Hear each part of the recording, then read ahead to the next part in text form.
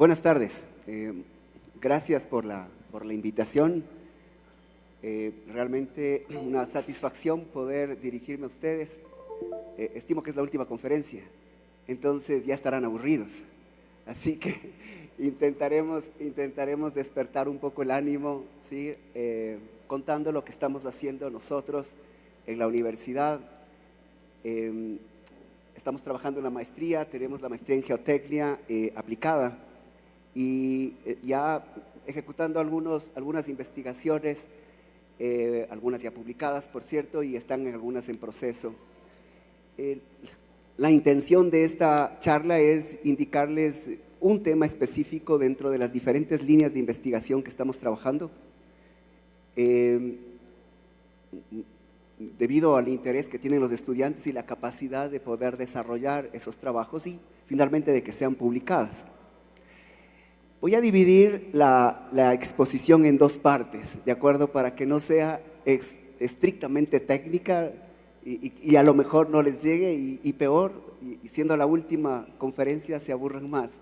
Así que la primera parte de la charla estará dada simplemente para dar una introducción de la importancia que puede tener el tema que estamos o que vamos a tratar. ¿Sí?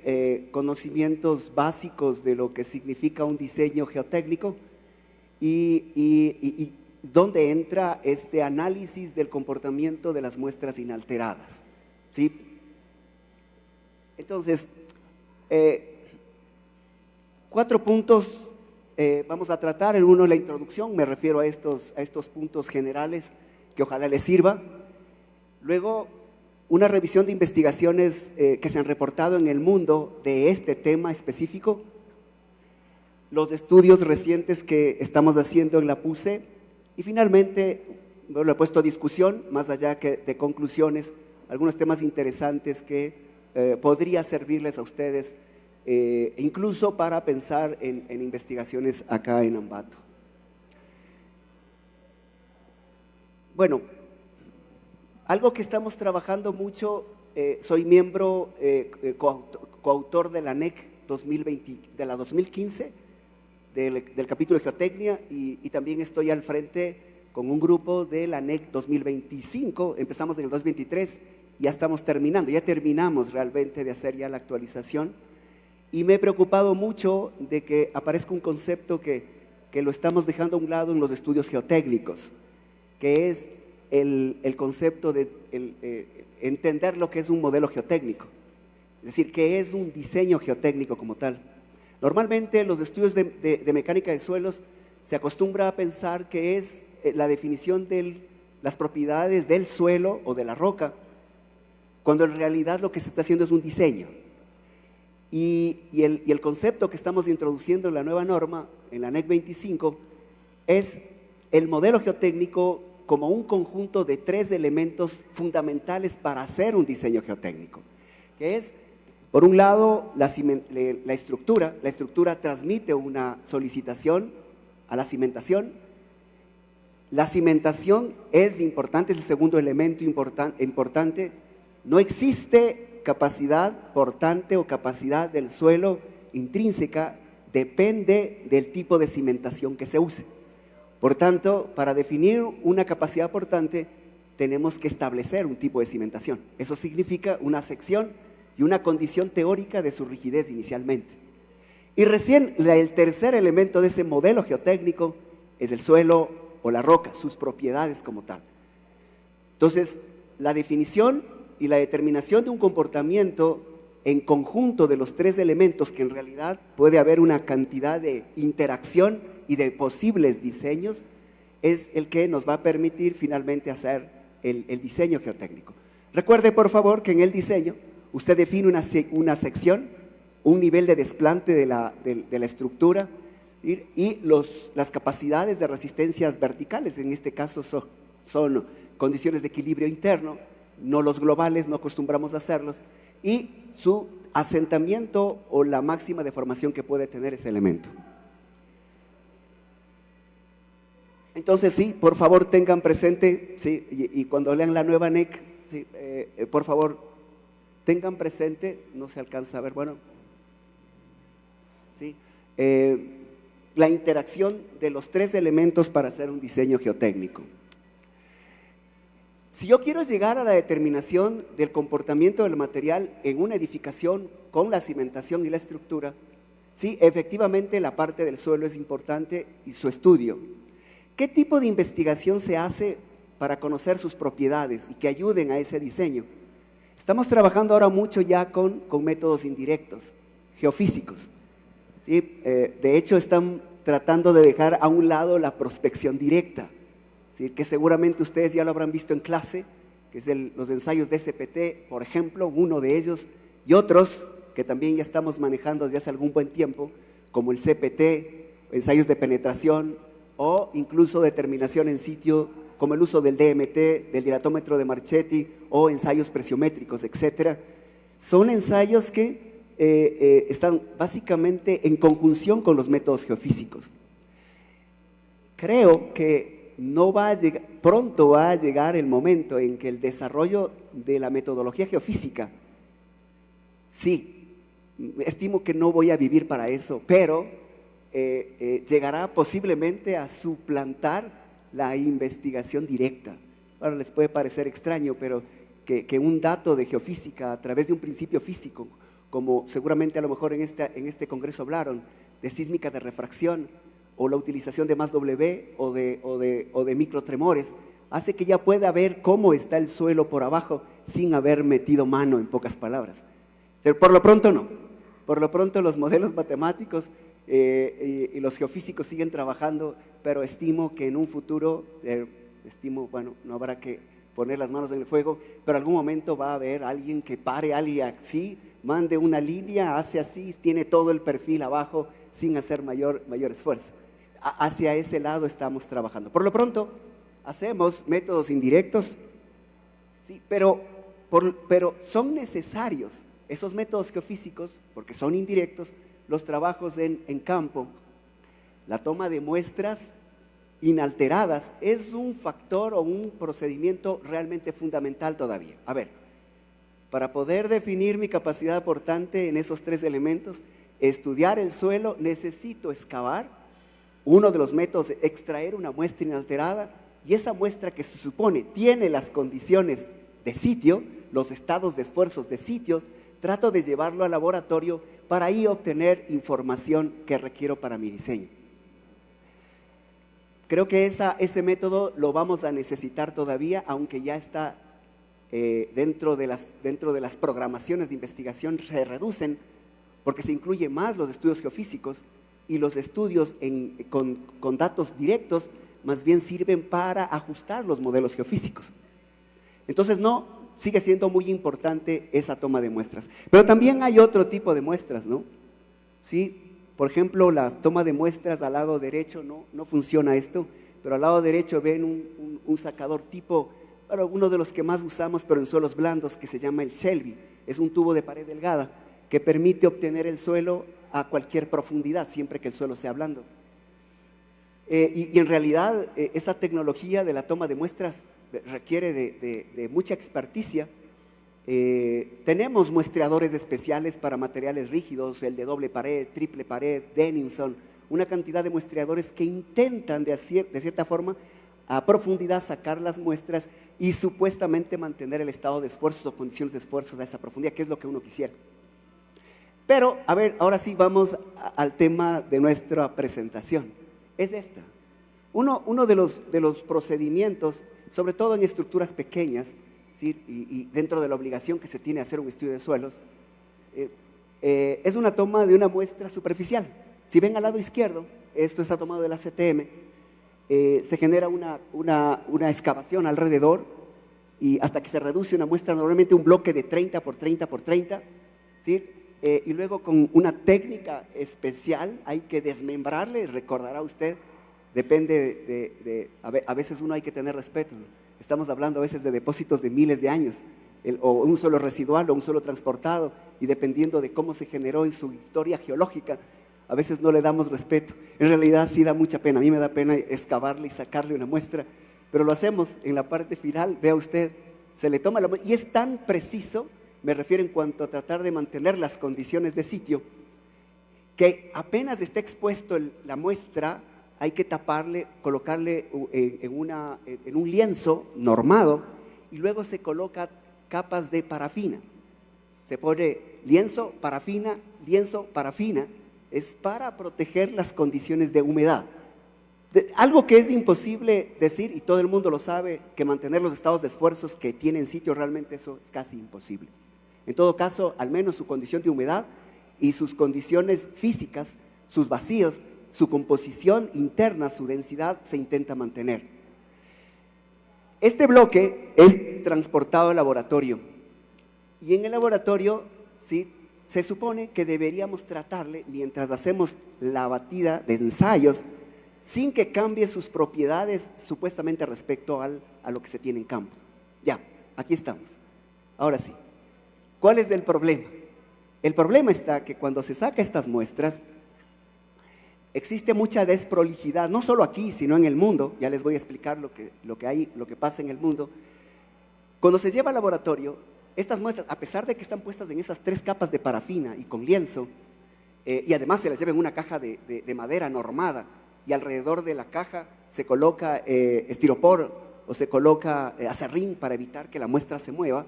A pesar de todo eso, cuando se llega al laboratorio, la mayoría de laboratorios no se cuenta con la infraestructura. Debería colocarse en una cámara de humedad a una cierta humedad relativa y temperatura para intentar evitar que el material, aunque esté envuelto, pierda humedad. Y si pierde humedad, la catástrofe.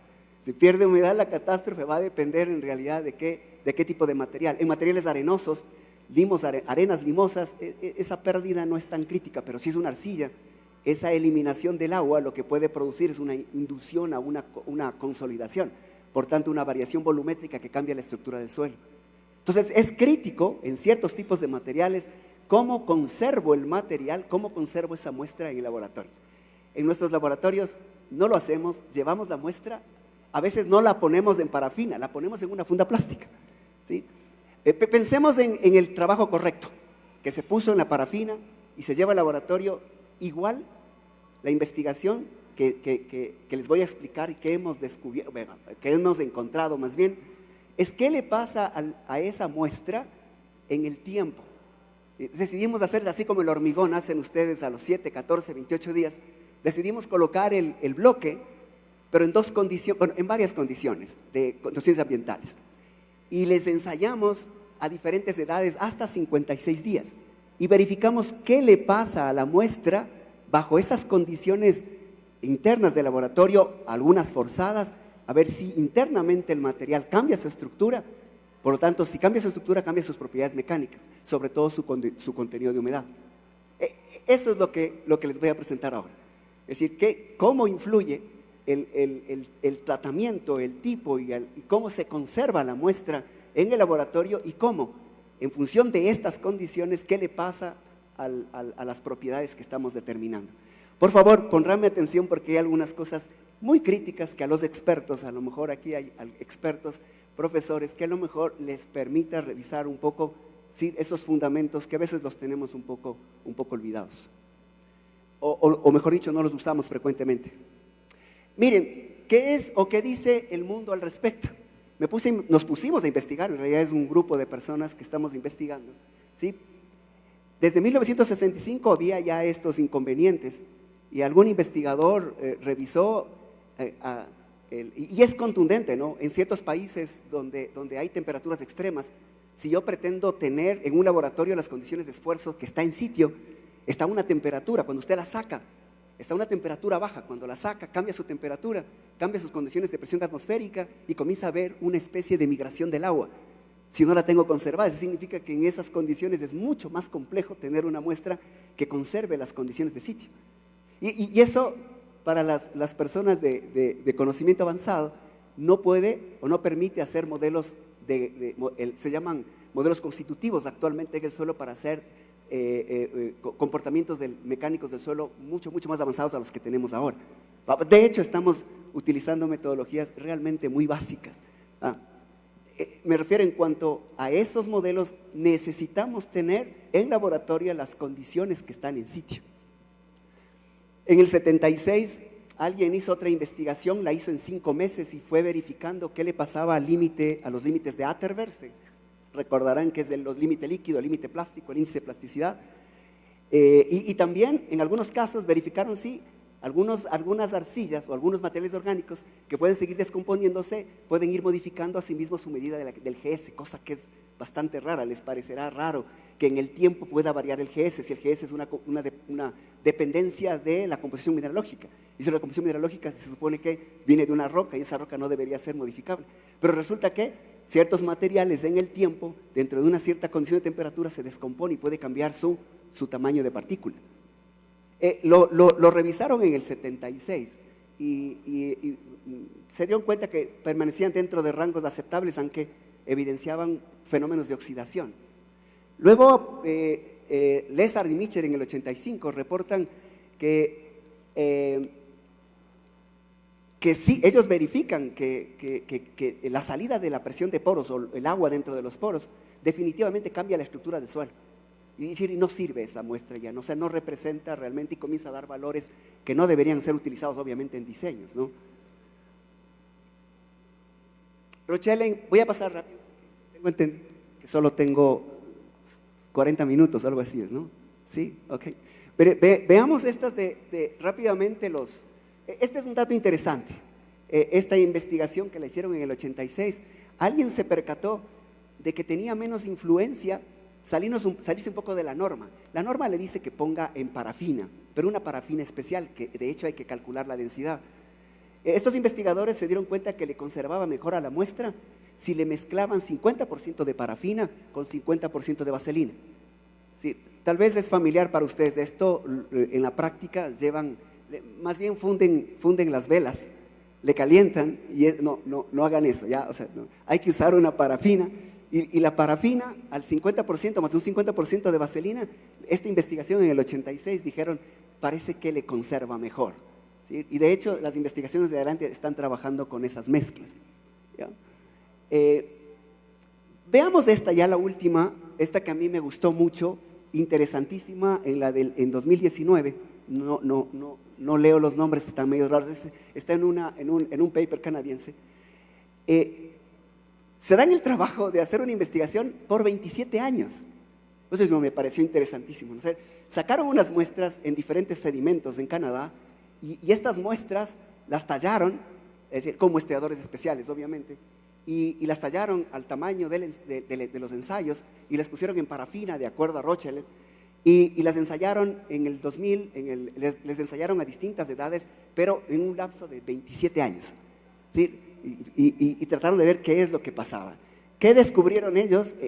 En unas arcillas, por favor, tal vez necesitaría explicar esto, en las arcillas más complicadas, una arcilla sensitiva.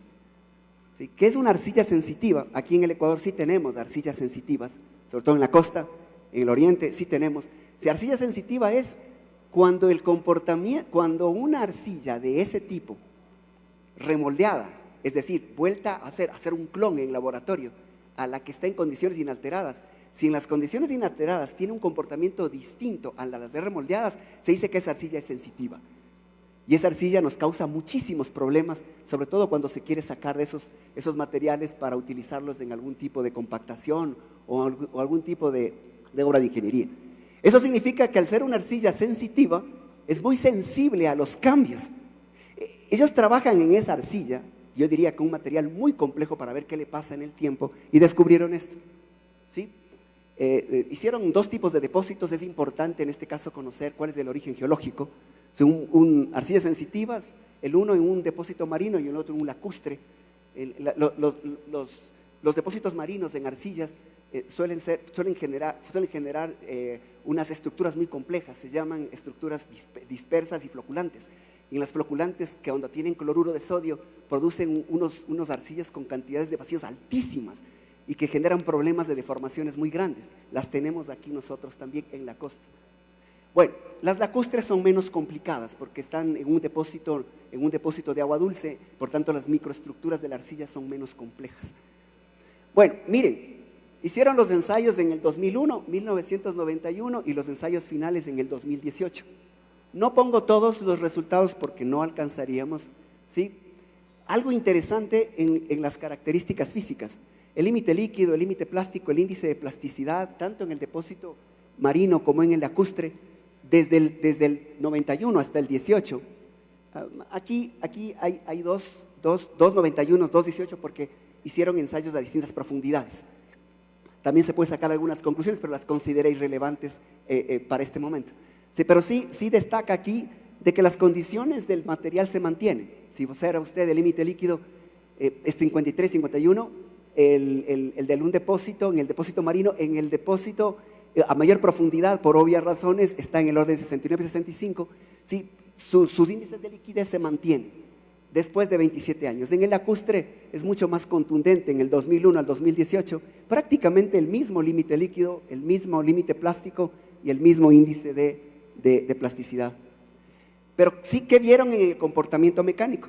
Para esto hicieron un ensayo de compresión simple, que estimo están todos familiarizados. El ensayo de compresión simple no confinado más útil en el mundo es el ensayo de compresión en el cilindro. Ustedes no habrán visto el ensayo de cilindro. En realidad es un triaxial con un confinamiento cero. Entonces hicieron en el suelo un ensayo de confinamiento, un ensayo de compresión no confinada, igual al que se hace en un cilindro. Y observaron estos datos, miren.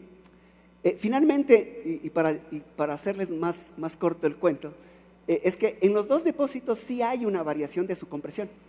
¿Sí? Después de 27 años, sí baja, pero no es un porcentaje muy alto como para considerarlo crítico, pero baja, tomando en cuenta los 27 años, ¿no? ¿Sí? Ahí ve los picos, qué pena, no me funciona esto, no puedo. Me da ganas de pararme y señalarles con el dedo, pero no voy a alcanzar, ¿no es cierto? Así que, por favor, acá arriba, si ven las líneas continuas con puntos negros son los que se hicieron en los ensayos iniciales, y las líneas menos acentuadas son las que se hicieron después de 27 años.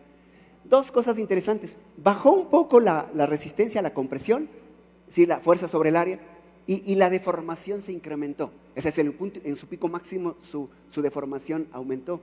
Eso significa que probablemente sus módulos de elasticidad, si los quiero calcular, van a ser distintos, siendo un poco más bajos que los que se hicieron después de 27 años. Bueno, allá están los dos. Hicieron un ensayo interesante, bueno, lo quería poner. Los de abajo son ensayos de corte directo. Son ensayos de corte directo, pero no el típico corte directo que tenemos nosotros acá en el país, que es sobre un anillo rígido. No, este es un DSS. Un DSS es un ensayo de corte flexible, con una membrana flexible. Le hace el corte, pero al mismo tiempo le permite deformación.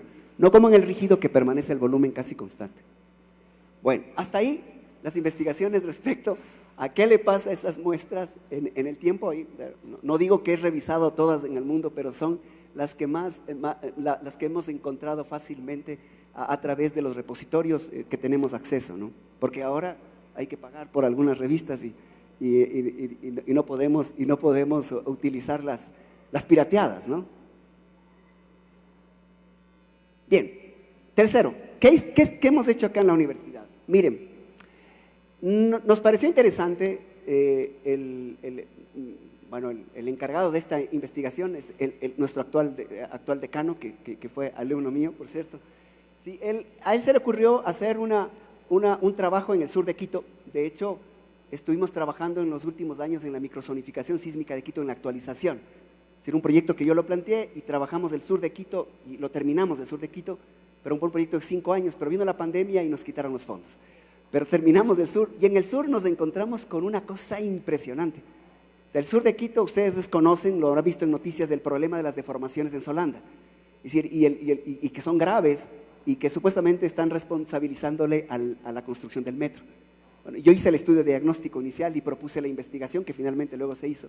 Pero nos dimos cuenta de una caracterización realmente muy compleja. Parece que no fuese así, ¿no? Porque estamos en un ambiente volcánico. A propósito, estaba sentado atrás, no alcancé a estudiar la parte geotécnica de Ambato, pero ustedes tienen una microzonificación sísmica que la estuvo en parte dirigiendo el doctor Aguiar, que creo que estuvo antes acá. ¿Sí? Y claro, viendo cómo está compuesto el suelo acá, ustedes realmente no tienen problemas, en mi opinión. Quiero decir, es un material que está clasificado sísmicamente tipo D, tipo C, y esos prácticamente, sí siempre las velocidades de ondas de corta que son muy grandes. Es decir, que son materiales permanentemente granulares, gruesos. Entonces, materiales arcillosos en estas zonas no la tienen, y niveles freáticos están por abajo. Ese es el resumen de lo que acabé de leer rápidamente, para tal vez contextualizar alguna pregunta que estén pensando ustedes, ¿no? Acá en Ambato. Entonces, Quito tiene un mismo ambiente volcánico. Ustedes también tienen fallas ciegas. O sea, si tienen elevaciones, no sé si es que están controlando las deformaciones, pero en Quito sí las están controlando. Están controlando cuánto se está elevando y finalmente en la zona sur se genera una microcuenca en función de la geomorfología que tiene. Toda la parte del Atacazo hasta el Pichincha y la loma de Pongasí, que es la falla de Quito, que es la que se está levantando, falla ciega, entonces nos deja un valle en donde se acumula por lluvia y por los deshielos, se acumula de agua y de hecho se supone que en el sur también había una laguna antigua.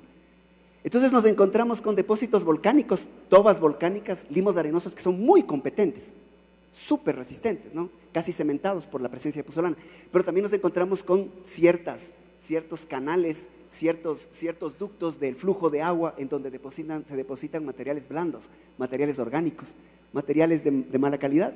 Seguirán siendo limos probablemente, pero ya con un grado de contaminación del orgánico. Entonces, se proponen estudiar ese comportamiento en estos dos materiales, en la toba volcánica, en este material fluvio lacustre, ¿sí? En el sur de Quito. En el norte no encontramos eso. Y se hicieron ensayos, se sacaron 17 muestras de acuerdo a la norma, se les parafinó, se les llevó al laboratorio, ¿sí? Y en el laboratorio, ojo, los ensayamos o los ensayaron a 1, 3, 7, 14, 21, 28 y 56 días. Los mismos ensayos, bueno, no todos, creo que ahí se cometió un error del trabajo. Los que al principio se hicieron toda esta batida de ensayos, límites, gravedad específicas, humedades, etcétera, compresión simple, pero de ahí en adelante solo se chequeó la variación de humedad y la resistencia a la compresión. A ver, para que tengan una idea, ahí está, ¿no? Sí, esta es una zona en el sur de Quito, en donde, si ven el proceso de la extracción de la calicata, más o menos a una profundidad de 1.50, la extracción, la colocación de la parafina, y luego puesto en cajas en este caso se puso acerrín alrededor, y estas llevadas al laboratorio. ¿Sí? Por consejo mío, ¿sí? Yo también participé, obviamente, de esta investigación, aunque no soy autor principal, ¿sí? Le pongan en la cámara de humedad. La foto de la derecha está en la cámara de humedad. En la cámara de humedad sí mantenemos a un 96% de humedad y una temperatura más o menos de 22 grados centígrados. Pero el otro le pusimos en las cajas en el ambiente natural del laboratorio. El laboratorio normalmente tiene humedades relativas que van del 40% a 65% durante todo el año y tiene temperaturas que van fluctuando entre 16, 11 o 13 grados en la madrugada hasta temperaturas alrededor de 23 grados centígrados. Ese es el orden, pero no hicimos un estricto control de esas cajas, no lo notaron en todo caso. Bien, como ven, el artículo ya está publicado, ya se aprobó en las revistas, ya lo aceptaron, incluso con un pequeño error, pero lo aceptaron. Pero estos son los resultados que tuvimos, ¿no? Del limo y del suelo orgánico. Es interesante ver que, y lección, ¿no? A pesar de que está clasificado como un OH, fue un OH, la mayor componente era limo. O sea, ese es un limo y básicamente es un limo también producto de comportamiento volcánico. Entonces, en realidad no había mucha diferencia en su estructura del suelo limoso con el suelo orgánico, aunque el SUC clasifica como orgánico, pero sigue siendo un limo. Pero eso sí, con material orgánico descompuesto. Para que vea usted, los que están familiarizados, el 64% al 67% casi lo mismo, y de hecho las dos fueron tomadas en distintos lugares del sur, ¿no? por la conformación geológica. Vean que pasa el 64% el tamiz 200, es decir, 64% son partículas mayores de 0.075 milímetros y el 67% en el caso de Lima, son prácticamente lo mismo. ¿Sí? Miren las diferencias de esos datos. ¿Alguien ve eso? La otra vez en otra conferencia casi peleamos con algún ingeniero que no lo creía. Lo siento, esa es la verdad. O sea, tener un suelo en Quito con un límite líquido de 220%, un límite plástico de 114 y un índice de plasticidad de 108, nadie lo cree. Entonces es imposible, en un tipo volcánico es imposible, pero lo tenemos y lo entendemos por los flujos y por el depósito del material que va arrastrando vegetal y luego se está pudriendo. Entonces sí podemos encontrar, y eso es una cosa interesante, ¿no? El limo sí, ese es el típico, el que nosotros, no sé si aquí en Ambato les llaman la cangagua, es decir, la cangagua, el limo arenoso. Hay que tener cuidado porque la Aconcagua es una formación dentro de la formación geológica. Sí, y la Aconcagua puede ser este material orgánico, por cierto, es una formación.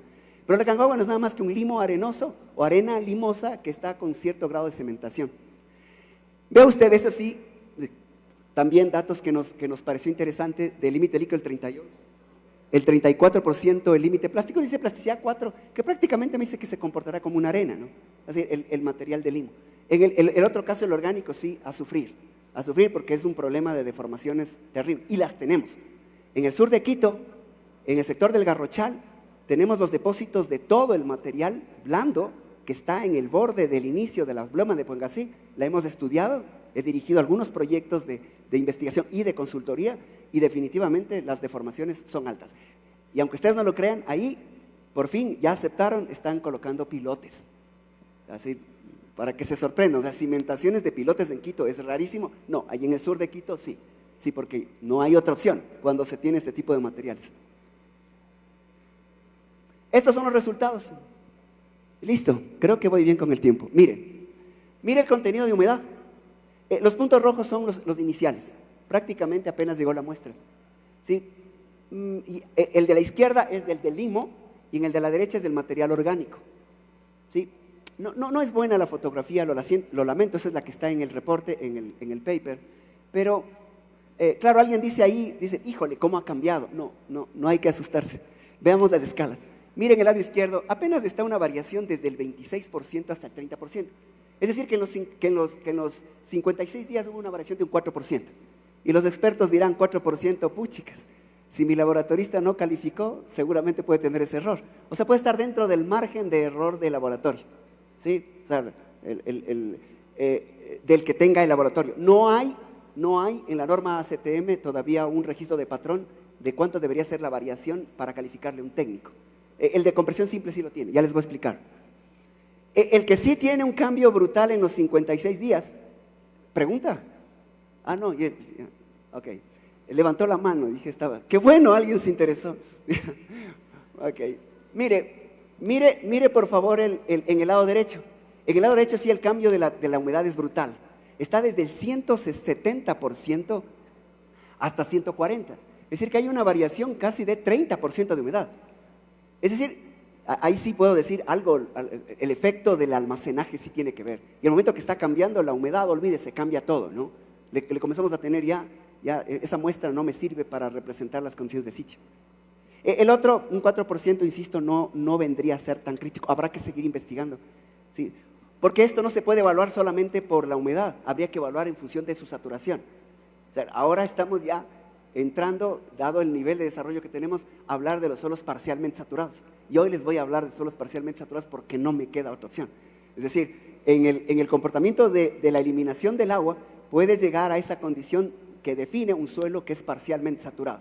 Y por cierto, para todos los que están aquí, todo este suelo que está aquí abajo, todo el suelo está parcialmente saturado, por cierto. No, nosotros hacemos los diseños en condiciones saturadas, supuestamente les ponemos en condición crítica y diseñamos, pero la condición real del suelo aquí abajo es que es parcialmente saturada.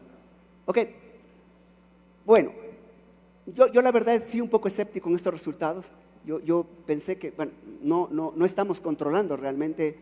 Fíjese que los dos son los que están básicamente en las cajas de afuera. El que se puso dentro de la cámara de humedad no los tomaron en cuenta. En la explicación que me dieron fue que finalmente daba los mismos resultados, bueno, pero no está en el reporte en todo caso. Miren lo que pasa con la resistencia a la compresión. Lo voy a explicar porque no se alcanza a ver, ¿verdad? El del lado izquierdo es del limo, en el lado derecho es del material orgánico. ¿Sí? Está en megapascales. Y abajo les puse el porcentaje de saturación. Es decir, ¿cómo va variando el grado de saturación? Recuerde que el grado de saturación es del volumen de agua sobre el volumen de vacíos. Es decir, califica la cantidad de agua que está dentro del volumen de vacíos de una muestra unitaria del suelo. Entonces, el grado de saturación, en el caso de los limos, ¿sí? Está en el orden del 85%, por atención por favor, del 85% al 75%. Y eso sí es interesante. Todo el mundo está de acuerdo, en la mayoría de materiales, que el concepto de parcialmente saturados en un material, para empezarlo a estudiar específicamente así, es el orden del 85%. Si está por debajo del 85%, ya la mecánica de Terzaghi no sirve. Es decir, la mecánica de Terzaghi, recuerdo, la desarrolló y la que ustedes estudian en la universidad es para suelos completamente saturados. Es decir, para ser triaxiales tienen que saturarlos, para hacer conversión simple tienen que saturarlos. Es decir, tienen que hacerlos saturados, porque así funciona la teoría. Se supone que están haciendo bajo condiciones críticas, aunque en campo tiene otras condiciones. Entonces, para que sea parcialmente saturado, hay que hacer la investigación en cada depósito, pero normalmente está en el 85%. Significa que en el caso de ese limo, aunque no fue premeditado, pasado en las edades fue bajando, iniciando desde un 85 casi hasta un 72%.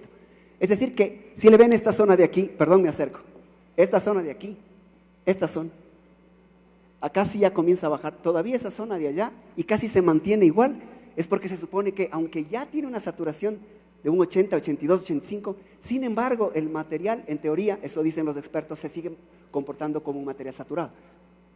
Entonces los resultados de sus resistencias se mantienen casi constantes. Si la ven la de arriba, entre el 1 y el tercer día, la resistencia casi es una recta, y está en función básicamente de cómo va modificándose su saturación. En el caso del orgánico también se presenta eso, aunque los rangos son más dispersos, en mi opinión. Observe, este está dentro de la saturación, este se mantiene durante todo el tiempo por arriba del 85%. Es decir, se supone que el material sigue siendo saturado. Ahí fíjese usted que el comportamiento mecánico es un tanto errático. Inicialmente es prácticamente el mismo y luego supera, arriba incrementa, pero no es tan grande el incremento. Están dentro del rango de tolerancia, es decir, de una desviación que debe tener entre dos muestras similares hechas por el mismo laboratorio y por el mismo operador. Entonces, sí se puede aceptar. Bien, interesante. Estoy diciendo que el comportamiento a la compresión simple del material es una dependencia, obviamente, del grado de saturación. Si mientras no llegue al grado de saturación teórico, se le conoce como oclusión, eso se estudia en parcialmente saturados, y el sistema de oclusión sigue siendo o se comporta dentro como comportamiento saturado, y es ocluido porque el aire está, pero está embebido dentro de una burbuja de agua. Por tanto, todavía sigue siendo agua el vacío, internamente de cada burbujita hay un vacío. Por eso, aunque la saturación baja, sigue comportándose como un material completamente saturado. Entonces, en todo caso, hay una correspondencia. Pero aquí viene lo interesante, los resultados, ¿no? ¿Sí? Que efectivamente hay una variación de la resistencia. Más allá de que la resistencia, digo, está dentro de un rango tolerable, ¿sí? que es una función del análisis estadístico, finalmente hay un incremento. Es decir, se va secando el material. Si sale de ese 85%, la resistencia comienza a aumentar un poco más. O sea, sí es perceptible ese incremento en función de su saturación. ¿Eso qué significa? Que definitivamente tenemos que trabajar mucho todavía en la forma como tenemos que conservar las muestras, según la investigación, la primera investigación. Esta sí la compartí con un estudiante mío de la maestría. Esta está en proceso de aprobación, así que no tomen fotos, ¿de acuerdo? Esperemos a que nos aprueben el artículo, sí, pero está bien, está bien alineado en todo caso. Consideré que la investigación anterior, por favor, esto a los investigadores les puede interesar. Uno cuando hace una investigación, no importa si se equivoca, no importa. Si usted haga la investigación, se dio cuenta del error y ya tiene un programa de investigación, usted sea recursivo, tome esos datos y hágalo, tómelo a su favor e indique que hubo ese error, obviamente con palabras adecuadas, y presente los resultados en función de eso que usted acaba de ver y le va a dar resultados. No bote la investigación ni se recicle. Entonces, uno de los errores que en mi opinión pudo haber visto en la investigación anterior es el muestreo, y del muestreo, para poder hacer comparaciones, debe ser el mismo lote. Y al tomar 17 calicatas, aunque sea el mismo sector, ¿sí? Puede ser que el uno cambie respecto al otro, y si no preveo, si es que hay una variación, mis datos pueden no ser confiables. Entonces nos dedicamos con un segundo estudiante de la maestría a buscar un lugar en el Ecuador donde podamos garantizar un sector en donde podamos tener, el momento que sacamos las muestras, todas sean uniformes, igualitas. Ya, el pobre chico trabajó duro. Finalmente lo encontró, y lo encontró en un suelo residual, sí, en el oriente, en una explanada de un proyecto que estaban trabajando en la Joya de los Hachas, y teníamos una explanada linda lista para hacer las calicatas, ¿sí? Pero previamente hicimos trabajos iniciales para ver si efectivamente es el mismo en un área, y definimos un área para garantizar que las muestras eran del mismo lote. Y lo comprobamos en todo caso. ¿Pero qué hicimos? ¿Sí? Aquí les ensayamos a 22, 37 y 65. ¿Por qué? ¿Por qué no hicimos de las mismas edades del otro? Porque teníamos que traerlo del Oriente. Y para traerlo del Oriente era un problema, la logística, y no hay muchos fondos en investigación. Si está aquí el rector o el decano, por favor, déles plata a la investigación para que no saquen del bolsillo los estudiantes. Entonces, claro, era dependiente de cómo nos llegan las muestras al laboratorio, y por eso no hay ninguna razón de por qué a 22 y 37 y 65, no, fue simple y llanamente porque ahí pudimos ensayarlos por limitaciones, diría, aunque las muestras ya estaban en campo, en el laboratorio a tiempo. Es un material, es una arcilla, eso está bueno, es una arcilla, miren, esa arcilla es purita, es decir, lo que la clasificación es no magra, es purita. En la norma le clasifica en inglés flat clay, que a veces no saben cómo traducirlo, si es arcilla gorda, fat clay. Es una arcilla, purita, no está contaminada. Entonces, esa es la única que calza al CH como clasificación. Bien, ¿qué tuvimos de esto? Ya les indiqué lo importante de decir que las muestras eran del mismo lote. Estos son los resultados de la caracterización general de cada muestra, porque en el momento que se sacaban las calicatas, aparte se sacaban otras muestras para hacer ensayos en materiales sueltos. Y miren la homogeneidad. Esto hay que aplaudirle al laboratorista, ¿no? O sea, no autorizamos a hacer una investigación, ojo, también para los investigadores, si el laboratorista no está calificado. Es decir, y le tenemos que calificar de acuerdo a la normativa. Y la normativa le dice, otra vez, que para que un laboratorista haga un ensayo, si repite 3 veces bajo el mismo procedimiento, no produce una mayor desviación para cada material, él es apto para hacer los ensayos. Sí, no hay manera, si no, el que no tiene experiencia no está calificado para hacer un ensayo. La regularidad de los ensayos es impresionante. Si ve usted el porcentaje que pasa el tamiz 200, es decir, partículas más pequeñas que 0.075, es casi del 90%. O sea, estoy hablando de que un poquito de limos será un 10%, y de hecho hicimos hidrometría para ver qué porcentaje de limos tiene, pero básicamente es un CH. Y el índice de plasticidad, repito, estas son resumen de la cantidad de ensayos para garantizar la homogeneidad de los datos.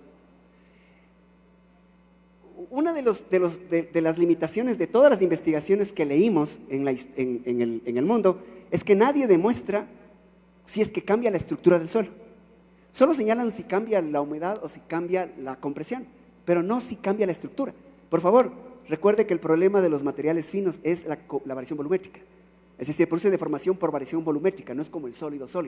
El sólido no se produce deformación por cambio volumétrico, sino por distorsión. Si el volumen permanece constante en un suelo sólido, en la mecánica de sólidos, de la que estudian ustedes resistencia de materiales, ¿sí? Donde ahí puedo aplicar Hooke o teorías de elásticas. Pero en un material como el suelo, el material se deforma, en el caso de los finos, no por distorsión, porque no es sólido, sino por cambio de volumen. Entonces, tendríamos que demostrar que en el paso del tiempo, la estructura se mantiene constante. Nosotros sí lo pudimos ver. Miren, nos dimos cuenta para esa arcilla de que la densidad seca es la cantidad de sólidos que hay por unidad de volumen. Y verificamos qué cantidad de sólidos en las distintas edades, en las calicatas, prácticamente es el mismo. 1,1, 1,4, 1,14. Y la relación de vacíos, la cantidad de vacíos que tiene prácticamente es constante. Y otro dato interesante, acá, se mantiene la saturación del 90 al 91, casi la misma. Estos resultados corresponden a las muestras dentro de la cámara de humedad. O sea, por lo pronto, fantástico meterlo en la cámara de humedad.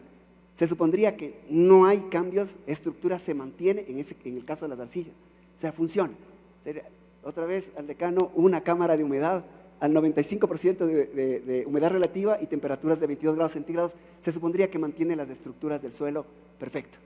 Bien, ¿qué pasa perdón, tal vez aquí, por pasar rápido, y me angustia porque en otros congresos me saben apagar el micrófono, ¿sí? ¿Qué pasa con las muestras? Unas las pusimos en la cámara de humedad y las otras las dejamos así, en el laboratorio. ¿sí? ¿Qué pasa con esas muestras que estaban en el laboratorio a esa humedad relativa que les mencioné? Sorpresa, tampoco hubo mayor cambio. Es decir, en el tiempo, a pesar de que estaban en el ambiente, la densidad seca, la cantidad de sólidos dentro de un volumen, se mantenía. ¿Sí? Es decir, y la cantidad de vacíos que se generaba es la misma. Y si es la misma, significa que no se contrajo ni se expandió, se mantuvo dentro de un rango tolerable, no le afectó a la estructura. Con estos datos, pero sí, observe por favor la saturación. La saturación sí fue bajando desde el 91% a los 22 días, ¿sí? y bajó al 82%. En la otra se mantuvo todo al 91%. Otra conclusión. Entonces, sacan una muestra inalterada, no la dejen en el laboratorio expuesta, porque le va a bajar la saturación, por tanto, vamos a tener probablemente algún tipo de inconveniente. Vamos ya, finalmente creo que estamos bien. Aquí ven ustedes un cuadro rápido de cómo varía la humedad en el tiempo, en condiciones de humedad, es decir, controlada la humedad relativa y la temperatura y las condiciones de laboratorio. Las que están ahí botadas como calcetín en habitación de joven adolescente.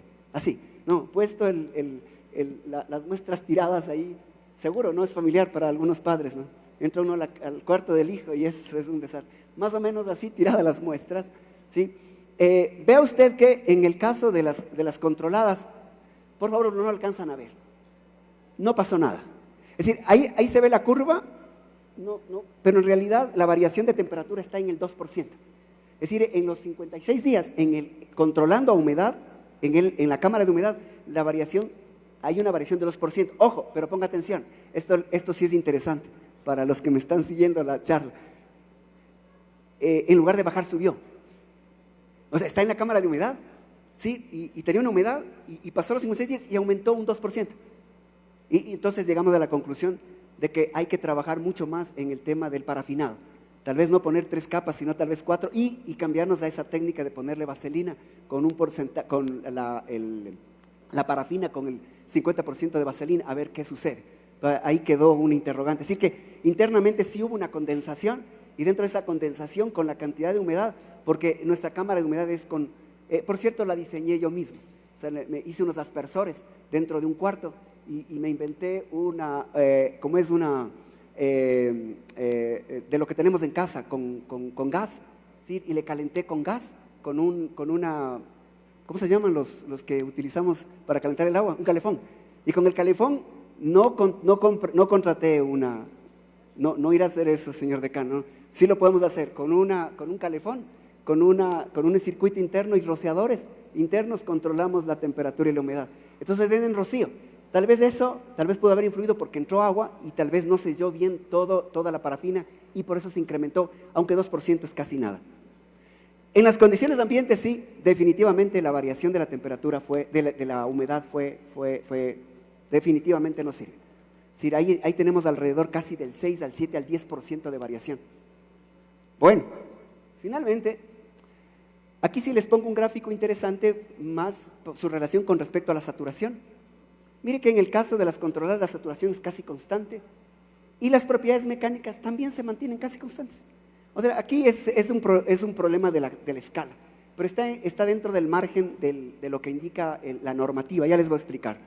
Y en el caso de las que están botaditas, como sea, si hay una variación efectiva de la saturación y por tanto sus características mecánicas sí disminuyen, pero con una salvedad. Y aquí, si alguien me está siguiendo, a lo mejor puede hacer investigación, porque nos falta, esto da cabida a hacer más investigación. Un dato particular es que en las dos condiciones para esa arcilla, eso no fue premeditado, siempre estuvieron dentro de los 56 días por encima del 85% de la saturación. Es decir, que el suelo, en todo ese tiempo, no pasó al grado parcialmente saturado. Y eso nos limita en las conclusiones. En todo caso, interesantes, pero tal vez nos hubiese gustado saber qué pasaba si pasa al lado de saturación, pero ya sería otra investigación, porque finalmente ya esa muestra no serviría y estaríamos comprobando que los métodos de conservación ya está más que probado, ¿no? Bien. Estas son las resistencias a la compresión. Repito, no hay. Y lo interesante, y aquí viene que probablemente alguien me va a decir tanta investigación, ¿para qué? Que en las dos condiciones, aunque el uno cambió mucha su humedad y su saturación disminuyó, la que fue mal conservada y la que fue conservada, realmente los rangos de resistencia estaban cercanos. Es decir, de hecho, dentro del rango que uno tolera cuando un inexperto está haciendo el ensayo. Entonces, en términos prácticos, para un diseño, aparentemente podría decirse que para temas de compresión, si las tienen ahí, si hago unas 3 muestras y saco un promedio, probablemente no sea tan crítico. Pero ojo, cuidado, esto es siempre y cuando la muestra no baje del 85%. Pues si baja del 85%, seguramente va a producir algo raro. Aquí está lo de la norma. Le saqué lo de la norma, la CTM 2166, no sé si están familiarizados esto, pero en temas de investigación es importantísimo la calificación del laboratorista. Entonces, aquí le dice cuánto es el rango máximo que puede tener un ensayo por el mismo operador con la misma muestra gemela. Si repite 3 veces, ¿cuánto debería ser la diferencia entre los dos? Si cumple esa desviación, si el técnico está en capacidad de hacer el ensayo. Y ahí se califica todo, ¿no? Calibración del equipo, procedimiento del ensayo, tiempos de velocidad del ensayo, etc. Entonces, todas las muestras, en nuestro caso, se mantuvo dentro del rango, ahí están 120 kilopascales. Eso significaría, otra vez, que en términos prácticos, aparentemente no pasa nada con lo de la saturación, pero en términos de investigación sí. En términos de investigación pudimos demostrar que las variaciones de humedad y las variaciones de temperatura corresponden a lotes que nos permitiría hacer curvas, porque son independientes, no están conectadas. Hicimos análisis sencillos estadísticos ahí para identificar que sí son muestras independientes, más allá de lo que diga el ensayo. Aquí el tema es la sensibilidad del ensayo, la capacidad que se tiene. Nos dimos cuenta que medir la humedad respecto a las condiciones mecánicas y su comportamiento respecto a la saturación, en realidad el de la saturación me da mejor respuesta. El de la humedad no tiene sensibilidad para la parte de compresión. Bueno, listo. Conclusiones, en realidad eran discusiones, ¿verdad? ¿Sí? Primero, las investigaciones internacionales estudiadas presentan resultados que direccionan a la necesidad de continuar estudiando. Así que ahí dejo la puerta abierta para que acá, si les interesa, investiguen al respecto de qué pasa con esas muestras en los tipos de materiales que ustedes tienen. Se sigue investigando.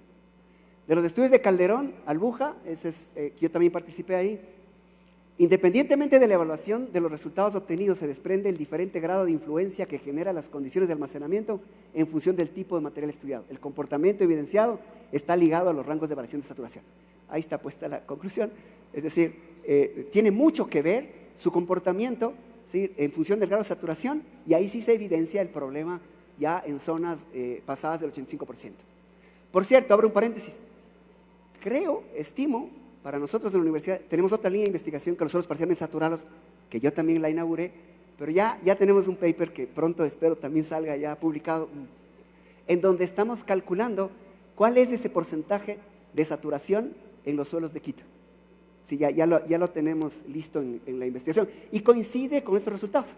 Es decir, en esos limos arenosos de la toba, más o menos está en el orden del 85 también %. Pero eso ya lo hemos medido.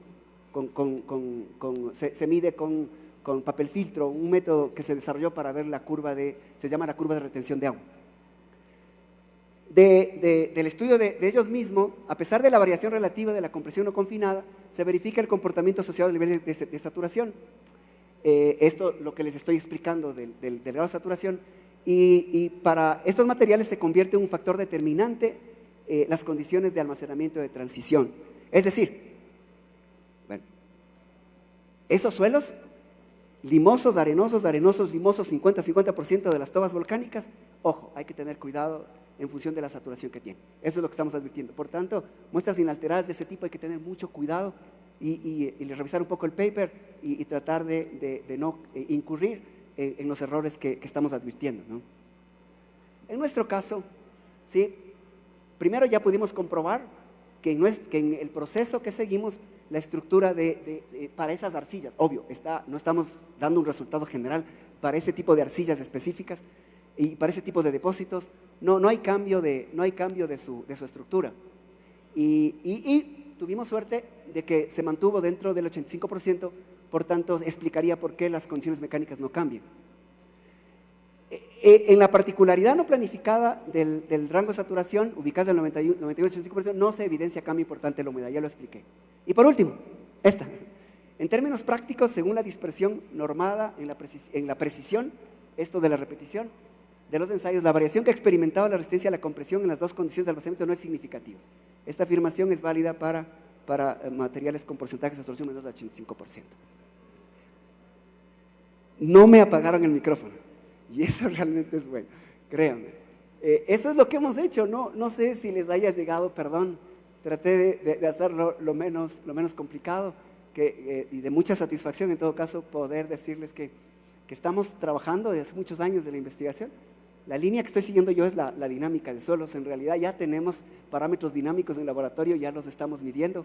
Sí, por si acaso alguien está interesado, creo que es la única universidad que tiene ya, pero no comprado, sino ya hace 10 años que estamos trabajando en el comportamiento dinámico. Es decir, ya tenemos modificaciones del módulo de corte por acción dinámica, por diferentes métodos, ¿no? Columna resonante, Benders element y triaxiales dinámicos. Entonces hay muchas cosas interesantes. Fabio me pedía decir, porque me habló de sorpresa, en realidad estoy sustituyendo al decano. El viernes me dijo hay que dar la conferencia y armé rápida esta. Así que, pero con mucho gusto haberlo armado y decirles que estamos en este ámbito trabajando en investigación y que estamos siempre gustosos de poder compartirlo. Y otra vez, no se olviden, no se preocupen de los errores. De eso se aprende mucho. Muchas gracias. Muchísimas gracias. Agradecemos la participación del ingeniero Guillermo Realpe para cerrar con broche de oro esta tarde maravillosa que hemos vivido en la Facultad de Ingeniería Civil y Mecánica con nuestra última ponencia. Y para hacer un reconocimiento merecido a nuestro ponente, el ingeniero Fabio Portilla le va a entregar su certificación y un reconocimiento por su gentil participación y